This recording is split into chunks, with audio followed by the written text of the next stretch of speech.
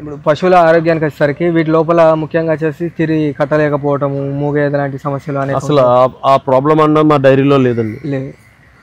Day 1 నుంచి మనకి పక్కన ఉన్నాయి మొత్తం ఇవన్నీ చూడు గేదెలు ఉన్నాయి. ఓకే. అసలు ఆ ప్రాబ్లమే లేదు. ఎప్పుడన్నా సరే 100లో 10 పశువులు కట్టవు. అది ప్రతి డైరీలో కామన్. అది దాన్ని పెద్దగా పరిగణన తీసుకోవాల్సిన అవసరం ఏం లేదు. ఇంత పర్సెంటేజ్ కట్టకపోతే ప్రమాదం అనేది అంటే ఒక 15% వరకు పర్వాలేదండి. ఆ పైన కట్టకపోతే డైరీ లాస్ వచ్చేస్తుంది. 100% లాస్ వస్తుంది.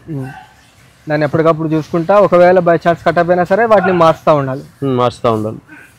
కట్టకపోతే అంటే ఏముండదండి, దానికి సరైన ట్రీట్మెంట్ తీసుకుని ప్రతి 3 నెలల్లో అది మనకి ఈయన తర్వాత 3 నెలలు ఎందుకు కట్టలేదో చూసుకుని వెంటనే కేర్ తీసుకుంటే కంపల్సరీగా మనకి. మీరు తిరిగి బర్రెలను కట్టించే విధానం అంటే దున్నపోతులు ఉన్నాయి కదా సార్? 2 ఉన్నాయండి మా దగ్గర. సెమెన్ ఉంది, దున్నపోతు ఉంది. దున్నపోతు 2 ఉన్నాయి. మీరు ఏ పద్ధతిని? ఎక్కువ దున్నపోతుని వదులుతామండి. దున్నపోతు సహకరించిన గేదెలు ఏదైనా ఉంటే చేస్తాం. సక్సెస్ రేట్ దున్నపోతు వల్ల ఎక్కువ అండి. మాకు కనిపించిన దాంట్లో దున్నపోతు వల్లనే సక్సెస్ రేట్ ఎక్కువ కనిపిస్తుంది. దినచర్య అంటే రోజు పొద్దున తిప్పుతారా సార్, లేకపోతే మీరు మట్టు పోసింది చూసి మన ఎవరి లైన్ ఆలదండి. మాకు ఇక్కడ 13 గేదెలకి ఒక బీహార్ వర్కర్ని అలైన్ చేస్తాం.